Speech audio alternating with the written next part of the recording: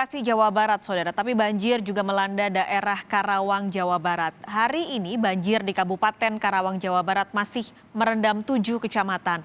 Ketinggian air bervariasi mulai dari 50 cm hingga 2 meter. Hari keempat banjir yang merendam wilayah kecamatan Kabupaten Karawang belum seluruhnya surut. Dari 18 kecamatan masih ada 7 kecamatan terendam banjir. 7 kecamatan ini berada di wilayah daerah Sungai Citarum dan juga Cilamaya. Banjir akibat masih tingginya curah hujan di wilayah hulu sehingga debit air Citarum masih tinggi dan juga berstatus siaga. 7 kecamatan tersebut seperti Kecamatan Teluk Jambe Barat dan Timur, Rengas Dengklok, Batu Jaya, Pakis Jaya, dan Cilamaya dengan ketinggian air bervariasi mulai dari 50 cm hingga 2 meter. 35.000 jiwa terdampak, 16.000 diantaranya mengungsi ke tempat yang lebih aman.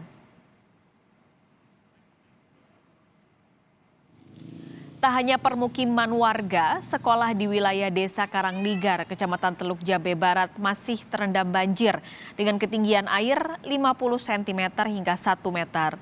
Rumah dan gedung sekolah rusak serta seluruh fasilitas di dalamnya seperti laptop, berkas, serta meja, kursi ikut rusak akibat terendam banjir.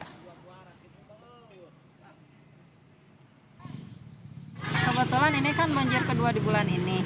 Kemarin tuh sebenarnya hari Kamis itu kita sudah beres semua, meja kursi sudah masuk ke kelas semua, sudah rapi. Ternyata malam Sabtunya kena lagi. Kalau untuk laptop seperti itu sebelumnya memang sudah diamankan di rumah guru-guru. Tapi memang masih ada sebagian sumbangan yang kemarin belum sempat dibagikan, sebagian juga masih ada di dalam. Oke. Meja kursi juga padahal kelas sudah digembok tapi ternyata terbuka pintunya. Jadi pada kabur meja kursi. Kita akan pantau kondisi terkini di Karawang, langsung bergabung dengan jurnalis Kompas TV Adi Wahadi di sana. Adi, jadi untuk siang ini bagaimana banjir atau kondisinya, apakah sudah mulai surut? Paskalis dan juga saudara, banjir saat ini yang merendam di 7 kecamatan, sisa dari 18 kecamatan pada hari sebelumnya. Saat ini kondisi sudah berangsur surut.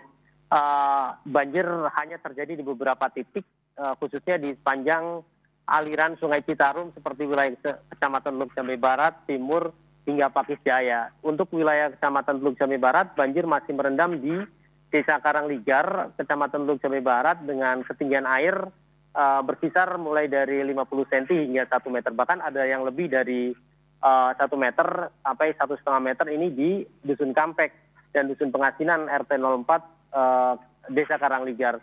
Untuk itu masih ada ribuan warga yang hingga kini masih bertahan di sejumlah tempat pengungsian karena kondisi rumah yang masih terendam banjir. Selain itu banyak warga juga yang sudah mulai kembali ke rumah mereka masing-masing untuk mengecek kondisi rumah pasca kemarin terendam banjir lebih dari 2 meter di wilayah Kecamatan Teluk Jambe Barat ini.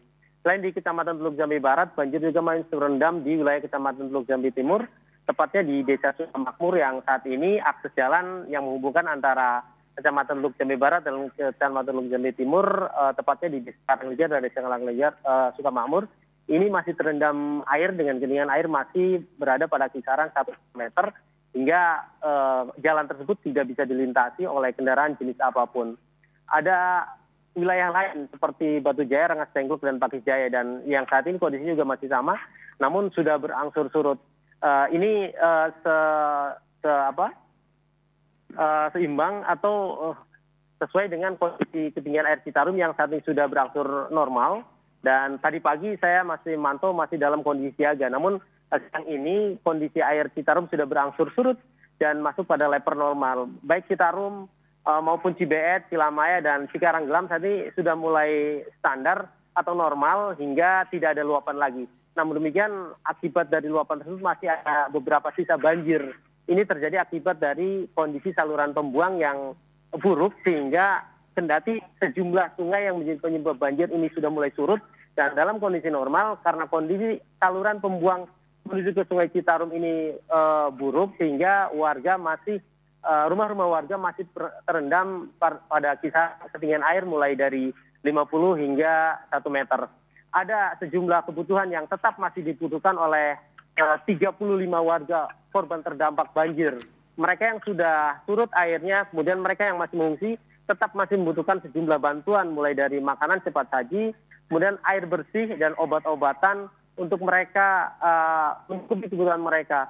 Namun demikian ada sejumlah upaya yang dilakukan oleh pemerintah daerah Kabupaten Karawang bersama BPBD, TNI, Polri, serta relawan yang terus membantu untuk mencukupi kebutuhan warga. Mereka membangun dapur umum di sejumlah titik, ada 7 titik yang dibangun oleh pemerintah, TNI, Polri, serta relawan untuk bisa mencukupi kebutuhan para pengungsi. Selain itu, posko kesehatan juga dibangun dan suplai air bersih juga sudah mulai didistribusikan ke sejumlah titik yang sudah mulai surut karena selain makanan, obat dan sebagainya, air bersih juga menjadi salah satu kebutuhan dasar bagi warga korban banjir yang saat ini sebagiannya sudah mulai melakukan bersih di rumah mereka, Pak Sekali.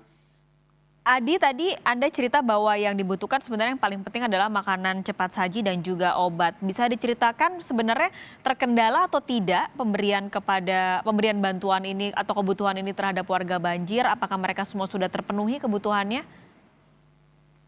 Ada beberapa lokasi tempat pengungsian yang disediakan oleh pemerintah maupun pengungsian yang dilakukan secara mandiri. Secara umum, distribusi bantuan berupa makanan siap santap, kemudian obat-obatan, ini berjalan lancar. Namun demikian, ada beberapa titik warga yang melakukan pengungsian secara mandiri dan ini tidak tercover. Namun di sana ada upaya dari pemerintah yang dikoordinasikan melalui RT, kemudian kepala desa, agar terus melakukan pengecekan terhadap warganya, terutama yang mereka terdampak banjir, agar mereka tetap terdistribusi dengan baik segala kebutuhannya, mulai dari obat-obatan, makanan, kemudian air bersih, dan lain sebagainya.